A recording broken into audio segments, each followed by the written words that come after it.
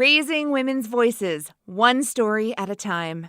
Welcome to the She Said Project podcast.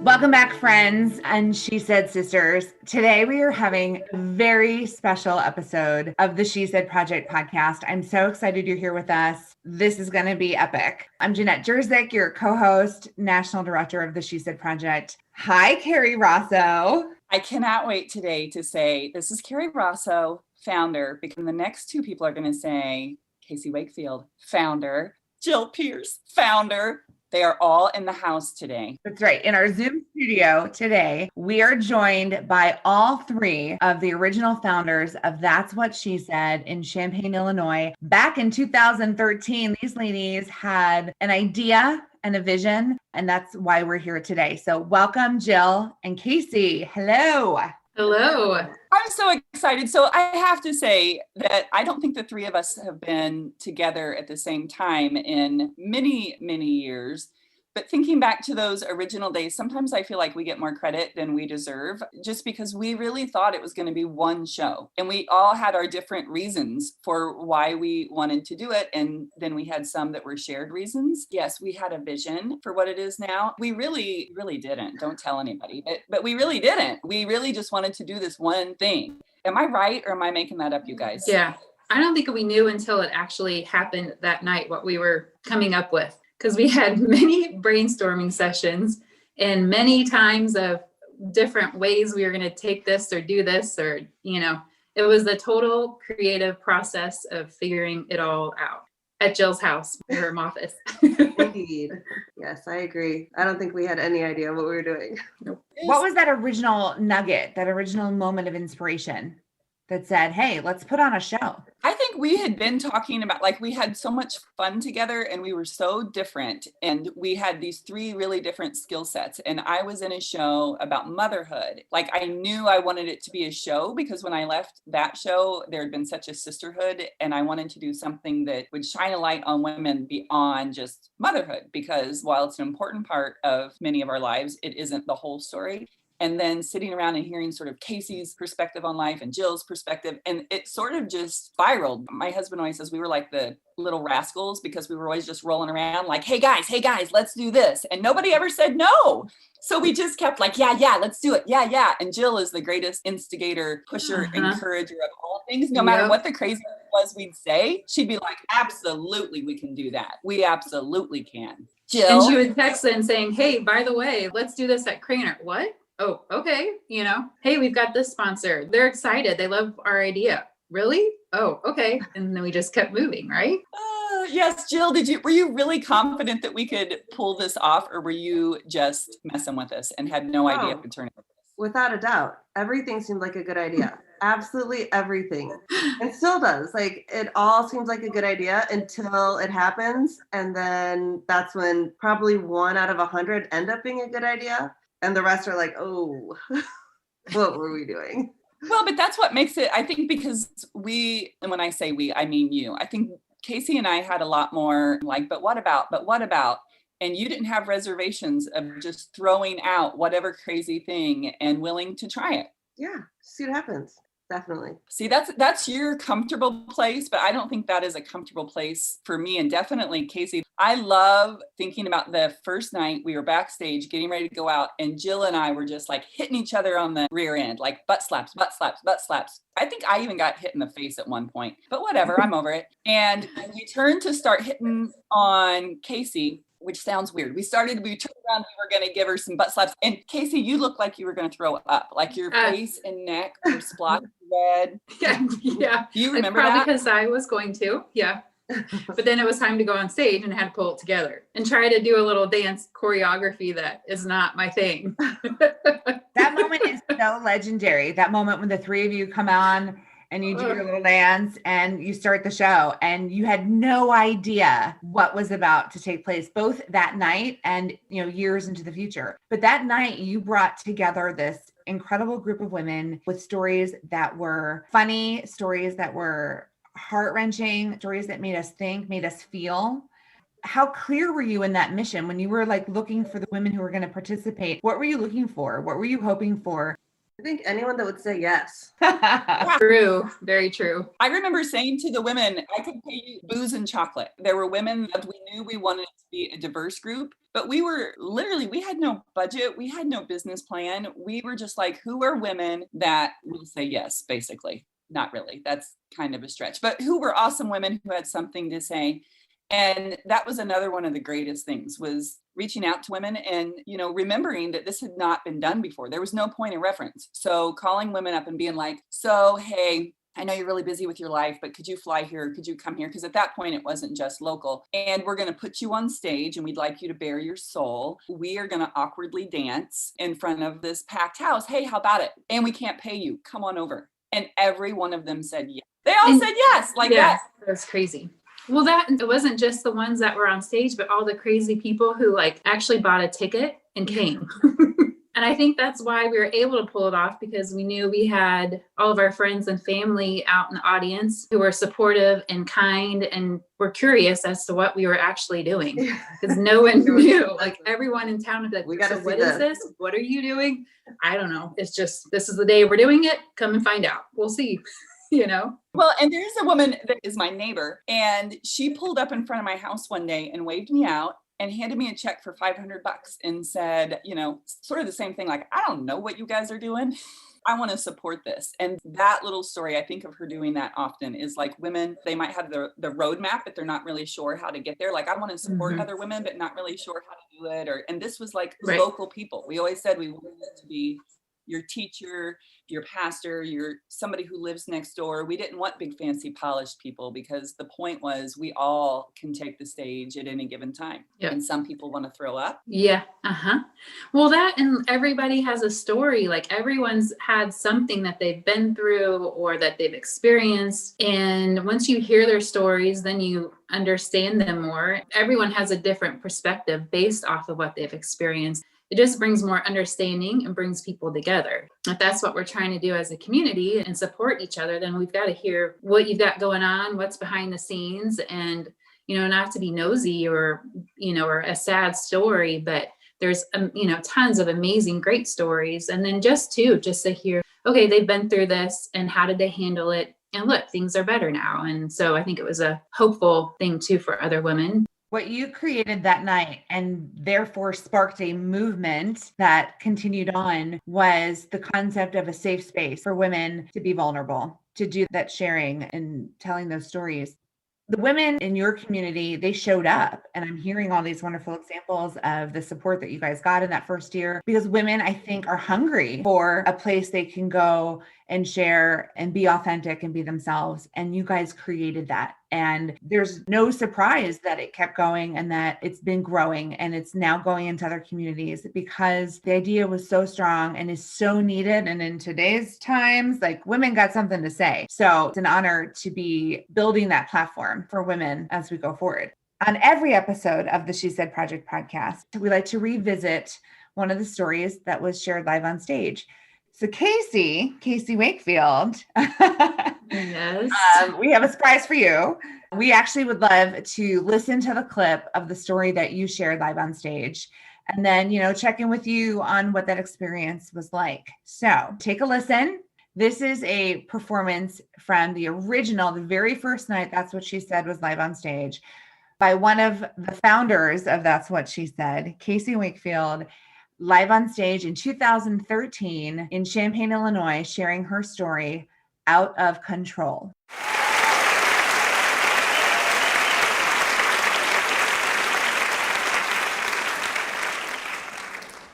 Surrender. To me, it doesn't mean to give up or throw in the towel, but to choose to see and allow the circumstances to be what they are. Things happen in our lives that we have no control over. But we do have choices, and there are events that happen no matter what we choose. When I was 19, I was in my second year of college, and my life was moving right along just like any other college student. I was achieving what I wanted to achieve, and I had control over my life. I did what I wanted to when I wanted to. And so I was so excited because at that time I was about to go on spring break for the first time ever with my girlfriends. Just me and my 2 girls driving down to Florida. But at this same time in my life, my father was pursuing a dream and a passion of his. He became a master scuba diver. And he was so passionate about diving that he decided to move down to the Cayman Islands, one of the best places on the earth to do diving. And he didn't know a single person. So by the time spring break had rolled around, it had been only a couple of months since he had been there. And he was really looking forward to having someone come see him, visit him, experience what he was experiencing. And so he wanted me to come to the Caymans to visit him, but I had chose, nope, I'd rather go with my girls down to Florida instead, because who wouldn't want to hang out with the girls than good old Dad? Even though he was cool and a lot of fun to hang out with, very adventurous.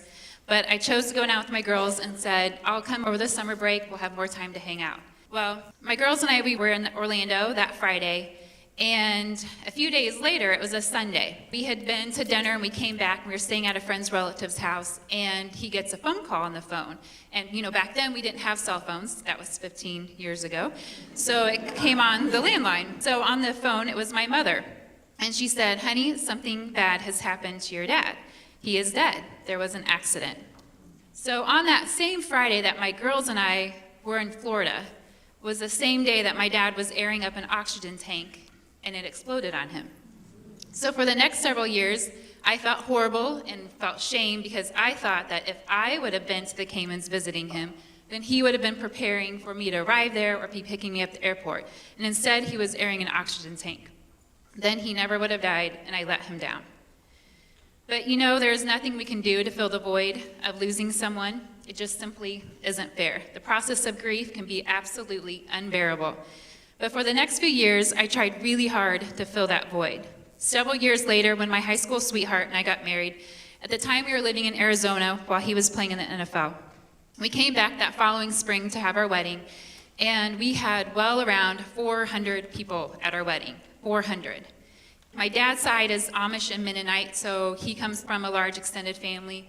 My mom's side, she has a large extended family. My husband's parents, they both have so we had all this family. We had all of our high school friends, college friends, and our new NFL friends at our wedding. It wasn't until a few later that it really dawned on me. Why did we invite so many people at our wedding? I mean, we loved everyone that was there, but was it really necessary to have that many people? Well, what I realized, it was to fill the void of my father not being there, that he wasn't walking me down the aisle. I know out of this whole world, that would have been something he would have wanted to do, walk his only daughter, only child down the aisle. But he wasn't able to do that. So all those people at the wedding were there to distract me from what I couldn't control. But eventually I have learned to surrender control. It's not about always surrendering to the bad, but surrendering to the good. Allowing myself to be thankful and praise God for my family that I have here with me, for our health and for our freedom. To be intent every day on where God wants me to be. How do I know how to do this? I know when I focus on what is important in life, showing family, friends, strangers, love, mercy, grace, kindness, and compassion. When I surrender to past regrets, past mistakes, fear of loss, judgment, and most of all, to being myself. Being the person who God created me to be and not what I think I want to be. So those of you who know me here in the audience know that speaking in front of a group of people is not something I would choose to do for myself or seek out. I like to stay quiet and just kind of blend in, but I believe that that's not where God wants me to be. He wants me to be here tonight on this stage and on this journey of That's What She Said. So I am surrendering and I am out of control. Thank you, and hope you all enjoy tonight. Okay, so Casey Wakefield and out of control are not two things that you often hear together. So I don't know if it's possible, but I think I was more relieved than you might have been. Like, I think we were all holding our breath because we knew the story, the content was hard. And then plus just you standing up there, I think we were all just collectively hearing you on. Well, and that's why I resorted to reading. Thank goodness I had it typed out because I would have just been all right, I'm done. I forget what I was going to say and just walk off. It's been many years of working through all of that and figuring out all that it meant. And I always thought, okay, if I do good and I do this and I do that, then I'll have control over things and things will be great and fine. But, things happen, life happens. And it's more about how you handle it and what you base your life off of, and in the people that you surround yourself on, how you move forward. Basically, like, that's what I was trying to share that night. I don't know if people got that from it or not, but at the same time, it might be even more relevant into like what this past year has been for people. It's, what do you see from it? How do you take it? If you're in a good place, then maybe this year was a really good thing for you. Like, you didn't have to meet so many obligations that you were doing and trying to keep up with before. Or maybe it's made you have to like really face some things and think, okay, wait, what's going on here? Like, well, how am I prioritizing my life? It's really interesting too, is that because of that talk, and I don't know if you remember this, Rosso, but a couple years ago, you had contacted me, or either texted me or messaged me through Facebook. And the family and I we were in San Diego on vacation. We had just been to the tide pools. So we were out by the ocean looking at starfish. And I literally said to Fred that day, oh my gosh, my dad would love to be doing this with the kids. And that day we got back to the hotel, and you had texted me saying this guy was trying to find me and that he had seen my She Said talk. Well, because of that talk, it happened to be a guy that my dad had worked with and dived with in the Cayman Islands. And so he said he has like 3 young daughters now. And he was like, I just wanted to make sure you are like the only thing that your dad ever like talked about and shared. Like, everyone knew he had this daughter back in the States. And I just wanted you to know that he loved you and adored you. And so it was really interesting. And so we got on the phone and I talked with him. He now lives in Nova Scotia, which is where he's from. And we just talked for a little while. There was a lot of things that I didn't know that had happened during that accident. And so like, he was able to clarify to me like what happened before, how things were afterwards. And it was just kind of like a closing and a healing moment of knowing what all really happened and went down there. So I have a great uncle that at that time had went down to the Caymans and closed everything up, investigation and all that stuff. He had what he knew and what they told him, but still there was a lot more to it. And so it was just really healing to be able to talk to somebody else that he knew and made friends with. It was just kind of a full circle moment, really. Wow. Okay, for once, I'm speechless. Rosso, don't cry. I know, it's like it takes a lot to make me speechless, but there it is. Yeah. Well, and how about your kids? Does it feel differently to you now that your kids are older? For them, like, whenever we were starting the She Said project, our girls were younger, and it was like, I just want my girls to be nice and compassionate people.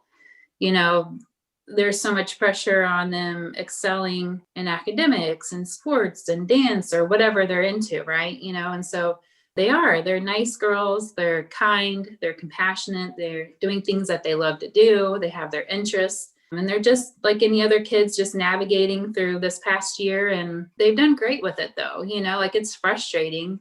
Like, Jay is not having your usual freshman in college experience on campus, and the highlight is going out to dinner in the evenings, and that's about it. I think he's going to stay at home this semester because all of his classes were online anyways. It's not like he was meeting in person, and he's a computer science major, so it's even more secluded on your computer and everything. So at least you can be here and be around other friends that are experiencing the same stuff. And then the girls, they're just, right now is distant learning, and Carly's driving now too. So that's great, as I'm sure like some of your girls are probably driving now too, but that's just a whole nother thing. And then Emma navigating junior high, but I'm kind of thinking like this might be a good way to navigate junior high and have to like be home and, just do your homework and not have to worry about all the social extras, I guess, that junior high brings. But other than that, they're doing great. Like, our girls were all sort of Jeanette's girls' ages when we did this. And now maybe we just need to revisit, because now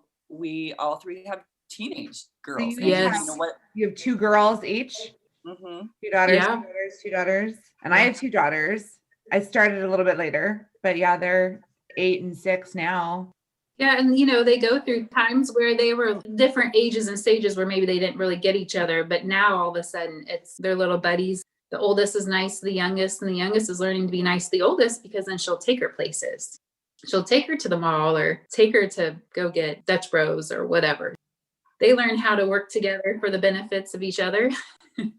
Last year was the first year that I felt like my girls were old enough to come to the show. And I don't know if everybody knows this, but when this started, we were all living within a few blocks of each other. And Casey and Jill had the nerve to leave the neighborhood. Thanks. And Casey, like, dude, you left the state. I don't know if we should take that personally or what. But we're all sort of in our own little corners of the world now. And last year when my girls were there, I kept thinking, man, Jill and Casey would love this if we could all be here with all of our girls in the audience for a full circle moment. It was pretty great. Oh yeah, that'd be awesome. Yeah. We can make that And it's happen. great We'll have to do it sometime. hearing my girls talk about, I loved this story and that, and which ones connected. It was really just a crazy experience to listen to the reaction from my own girls. Yeah, that's awesome. Jill, what memories are coming back for you thinking about that first night, if that's what she said, and hearing Casey's story again? I'm just so grateful that you shared the second part of your story, Casey. And I'm thinking, God, I wish she had a book I could just read the rest of it. So I got sucked up in the moment of Casey's story just now. I do remember my heart skipping a beat right before we had to dance, and then that hitting everything else off beat, and then feeling like, God, this is awkward. Wow, this is a lot harder than I thought. And then I guess I also remember Casey's one-liner that just like was perfect. It was just perfect. Once that moment happened, I was like, everything's awesome. I still have people say, like, they so didn't see that coming. It's one thing for me or Jill to make a "that's what she said" joke, but when Casey dropped it, it was the greatest. Don't you think that maybe then all of a sudden they started listening?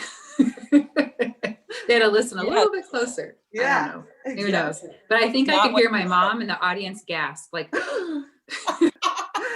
Oh, Hi, Mom. It was great. just for I think fun. I Just wasn't, funny.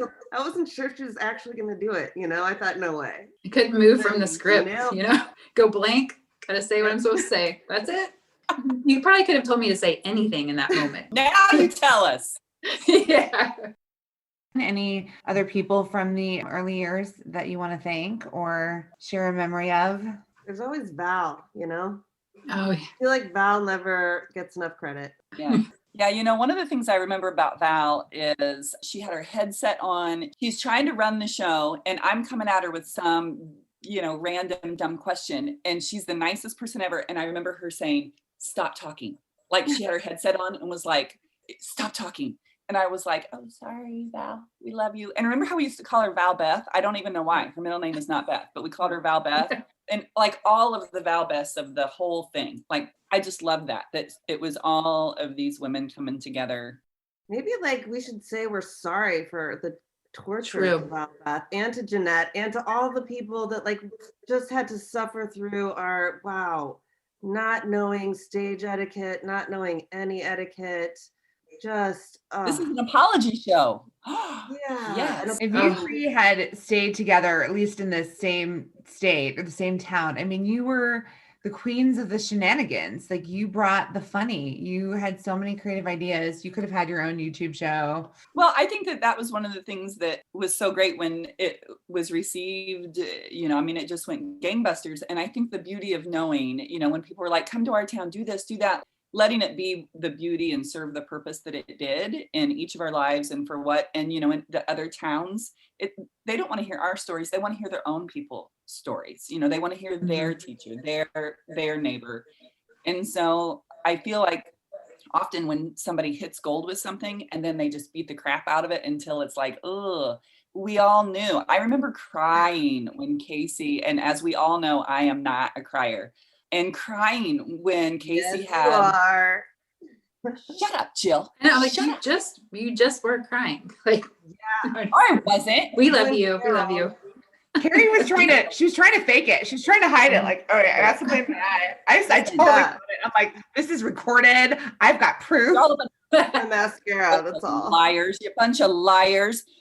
But Kate, I loved, and I have remembered that, tried to remember that, like, know when it's time to go. Like the old saying, you know, a lady knows when it's time to say goodnight. But like knowing yourself and knowing, you know, that it served a purpose, and knowing, and then we all sort of were like, okay, and we did our things and our lives have changed, and Casey's a big fancy painter, and You know, we all have gone on to do these other things, but like whenever I see or think about the two of them, it just makes my heart pitter pat. And my apologies to them. I feel like we should have a sign. Sorry about all those weird things I made you do. But I love you, like a sunset heart hands. I didn't apologize to you, Rosa. I'm not sorry for anything I made you do. There's still more coming. I want to share how incredibly special this episode has been for me. I have been honored to join the She Said team. Val and I did overlap back in 2015. We co-directed that show. And, you know, it has looked absolutely different every single year. But what you guys built, that core mission of sharing people's stories, as so many wonderful quotes and isms that get stuck in my head. And Kerry's voice is always there talking. The mission is simple, exchanging stories, but the results are extraordinary. And Casey, by sharing what happened after your story, I mean, it's just a perfect example of the power of what you guys have created, the platform that's what she said, for women to come together and share. And it's an honor to be a part of it. It's an honor to see you all and be with you all today, and that we now get to share these women's stories with a greater audience through the podcast and our YouTube channel and our social media as the She Said mission grows. So thank you to our fans and our friends and our She Said sisters. Thank you to the three of you, Jill, Kerry, and Casey. I love you guys. Thank you for doing this. Thank you for everything. You guys are amazing. This has been epic. Thank you so much for this very special time here on the She Said Project podcast. Thank you for listening to the She Said Project podcast in partnership with Illinois Public Media. All materials contained in the podcast are the exclusive property of the She Said Project and That's What She Said LLC. For more information on our live shows, go to shesaidproject.com. This podcast was made possible with support from Carl and Health Alliance and presented by Sterling Wealth Management, empowering women to live their best lives.